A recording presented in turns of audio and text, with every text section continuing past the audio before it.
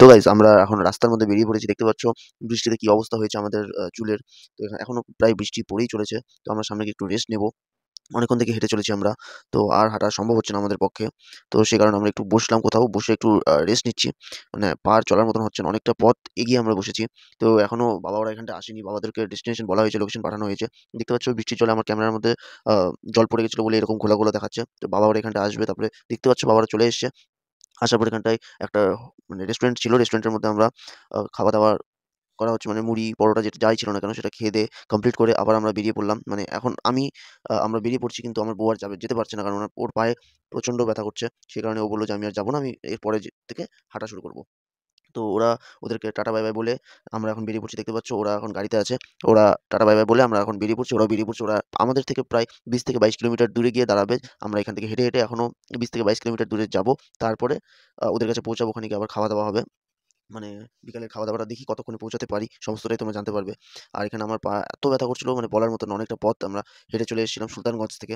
তো আর হাঁটা যাচ্ছিল না। তারপরেও আমরা হেঁটে যাচ্ছিলাম। হাঁটতে, হাঁটতে কোথাও রেস্ট নিচ্ছি, কোথাও দেখে দাঁড়াচ্ছি। এরকম করে, করে আমরা এগোচ্ছি। আর ওখানটায় একটা সবথেকে সুন্দর জিনিস দেখছি যে রাস্তায়, রাস্তায় শাওয়ারের সিস্টেম রয়েছে। তোমরা চাইলে হাত পা ধুতে পারো, চানও করতে পারো, সমস্ত কিছু। আমরা এখানটায় একটু বসে নিলাম। প্রচণ্ড গরম ওয়েদারটার জন্য। একবার বৃষ্টি পড়ছে, আবার প্রচণ্ড রোদ করছে। তো সেখানে প্রচণ্ড গরম করছিল। এখানকার একটা রিচুয়ালস আছে যে তুমি যতবারই বসবে, চান করবে বা কোনো কিছু করবে, বাথরুম-টাথরুম করবে, ততবারই মানে কাঁধ থেকে ভাতটাকে রেখে দিয়ে বসতে হবে, যেতে হবে। তারপরে ওটা যখন নেবে তখন তোমরা কাঁধে উঠবোস করে ক্ষমা চাইতে হবে। সমস্ত রিচুয়ালস আছে। আর এখান থেকে দেখতে পাচ্ছ আর মাত্র ৯৮ কিলোমিটার, মানে 98 কিলোমিটার বাকি আছে আমাদের মানে মহাদেবের দর্শনের ক্ষেত্রে। তো আমরা তাও হাঁটছি, দেখি কতদূর কি করতে পারি, কতদূর হাঁটতে পারি, সমস্তটাই তোমাদের সাথে তুলে ধরছি। তোমরা প্লিজ চ্যানেলটিকে সাবস্ক্রাইব করে দিও, লাইক, কমেন্ট, শেয়ার অবশ্যই করে দিও।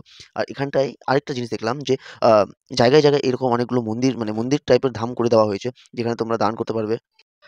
তো আমরা এখানটায় এসে মানে ঢুকলাম, ঢুকে প্রণাম-টণাম করলাম। এখানে প্রদীপ জ্বালানো ছিল। এখান থেকে আশীর্বাদ নিলাম, কিছু দান-টান করলাম। মা এখানে টিপ পরিয়ে দিল আমাদের।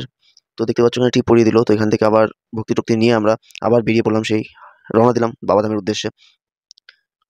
তো যেতে, যেতে অনেকটা পথ হাঁটলাম। হেঁটে, হেঁটে প্রচণ্ড ব্যথা করছিল পাগুলো। আর এমনিতেই ওয়েদার চেঞ্জ হচ্ছে। মানে বৃষ্টি পড়ছে, হঠাৎ রৌদ্র আসছে। তো যেতে, যেতে অনেক ঘাম হচ্ছিল শরীরে। অনেক জায়গায় চানও করেছি। তো ওর মধ্যেখানে যেতে, যেতে আমাদের বাবারা যেখানে ছিল ওখানে রুম-টুম নিয়ে রেখেছিল। রুম বলতে একটা সামান্য ছোট একটা ঘরের মতন রেখে ৳২০০ নিয়েছিল। তো এখানটায় ওরা রান্না-টান্না করে রেখেছিল। আমি আর গুড্ডু ৩ জন মিলে আসলাম। এখানে আসার কথা ছিল ৩ টার দিকে, আমরা পৌঁছেছি এখানটায় ৪টা না ৪:৩০ দিকে আমরা পৌঁছালাম। খাওয়া-দাওয়া সেরে এখানটায় সবাই আরাম করছিলাম। মানে প্রচণ্ড অস্থির লাগছিল। প্রচণ্ড পা ব্যথা করছিল। তাই একটু রেস্ট করছিল সবাই। তো এখন আর এখান থেকে আমি যাব না। এখান থেকে মা আর গুড্ডু ২ জনই বের হবে।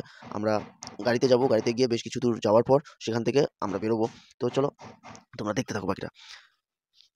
তো এবার তোমরা দেখতেই পাচ্ছ যে উম আমরা সবাই মিলে এখানটায় দাঁড়িয়ে আছি। মা আর গুড্ডু এখান থেকে বেরোবে। আর আমার পা প্রচণ্ড ব্যথা করছিল, কারণ পায়ের মধ্যে আমার কাঁচ ঢুকে গেছিল এখানটায় হাঁটতে, হাঁটতে। তো আমি হাঁটতে ঠিক পারছিলাম না। সে কারণে আমি এদের সাথে গেলাম না। এদেরকে বললাম, "তোমরা যাও। আমি সামনের পথ থেকে, ডেস্টিনেশন থেকে তোমাদের সাথে জয়েন হব।"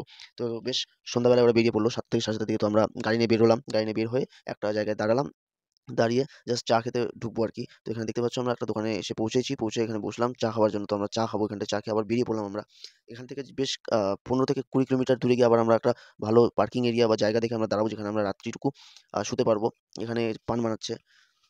তো আমরা এখানে গাড়ি করে যাচ্ছি। তো জিলিপি মোড় বলে একটা জায়গা আছে। সেখানটায় গিয়ে আমরা দাঁড়াবো, পার্কিং করবো গাড়ি। সেখানে গিয়ে আমরা শোয়ার ব্যবস্থা-ট্যাবস্থা সব করবো। ওরা হেঁটে, হেঁটে আসবে। ততক্ষণে আমরা ওখানটায় একটু বসবো-টসবো, খাবার-টাবার তৈরি করবো। কি, কি খাবার হবে সমস্তটা তোমাদের সাথে শেয়ার করব। তো দেখতে পাচ্ছ আমরা জিলিপি মোড়ে এসে গাড়ি পার্কিং করে, এখানটায় আমরা গাড়ি পার্কিং করে এখন আমরা যাচ্ছি ওই সামনে। দেখতে পাচ্ছ এখানে কতগুলো দোকান রয়েছে, সেখানটায় শোয়ারও ব্যবস্থা রয়েছে। সেখানটায় একটা বেড আমরা নিলাম। এখানে পার পারসন ৳৫০ করে নিচ্ছে। তো ওইখানটায় আমরা বসলাম, বসে চা-টা খাচ্ছি। চা খাওয়ার পর এখানে আমরা রাত্রে যা খাবো আরকি, সেটা হচ্ছে মুড়ি আর চানাচুর, শসা এইসব মাখা দিয়ে খাবো আমরা। খেয়ে-দেয়ে রাত্রিটুকু এখানে কাটাবো। পরের দিন সকালবেলা আবার চান-টান করে ফ্রেশ-ট্রেশ হয়ে আমরা বেরিয়ে পড়বো। তো এখানটায় আমরা খাবার খাবো। এখন মুড়ি-টুড়ি সমস্ত কিছু হচ্ছে এখানটায়। দেখতে পাচ্ছ যে আমরা খাওয়া-দাওয়া করবো। এখানটায় ওরা এখনো আসেনি। তো এখনো ওদের আসতে বেশ অনেকটা সময় লাগবে। ফোন করা হয়েছিল। ওরা বলল যে অনেকটা দূরে আছে ওরা। তো যাই হোক, ভিডিওটি এই পর্যন্ত থাকছে। ব্লগটি ভালো লাগলে লাইক, কমেন্ট, শেয়ার অবশ্যই করবে। চ্যানেলটিকে সাবস্ক্রাইব করবে। হর হর মহাদেব। দেখা হচ্ছে নেক্সট ব্লগে। বাই।